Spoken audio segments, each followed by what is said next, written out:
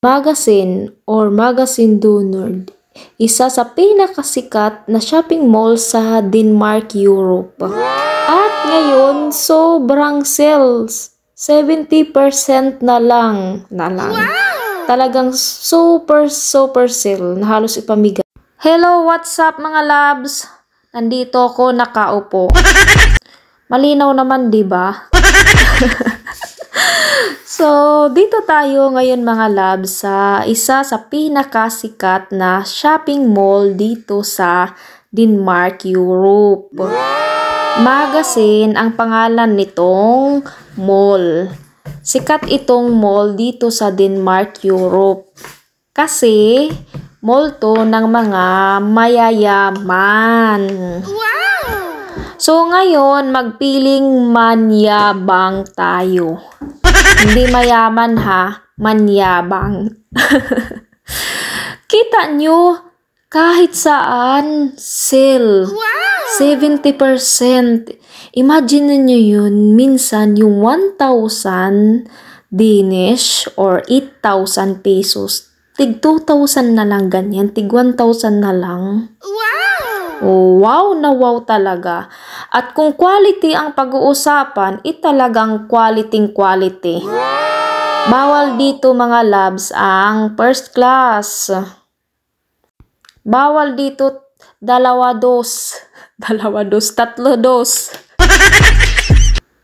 Ito, kinuha ko na nga ang napakamura na blazer o parang pang waiter.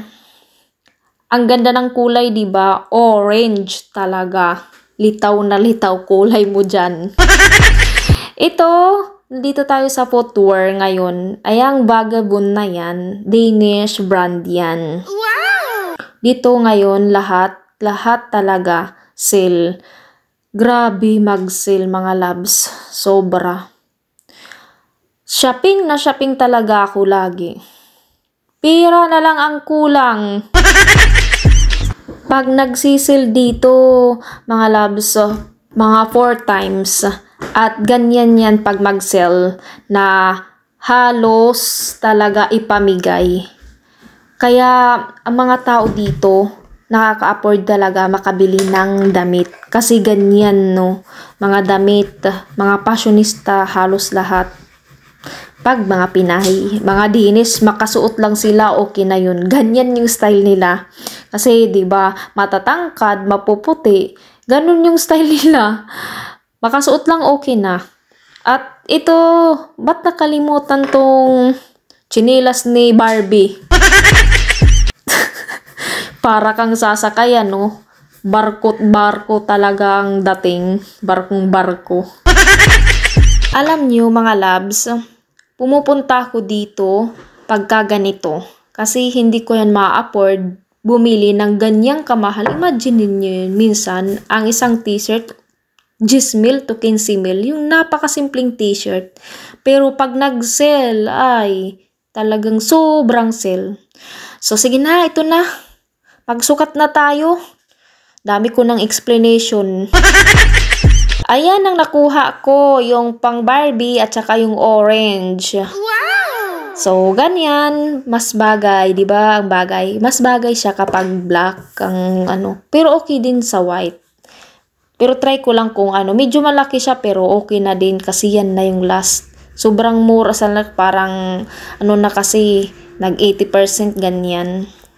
At ito naman yung isa, yung sinuot ko nung Barbie. Kasi inimbita ko ng kaibigan ko manood ng Barbie.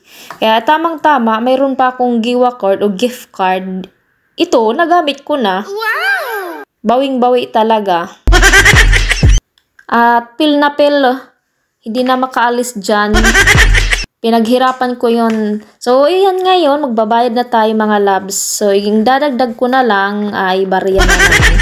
Kasi, medyo nag-over 300, nag-list than 300 na kasi. So, dito na tayo ngayon sa cashier. Ayan na ang ating shopping for today. At ayan ang barya.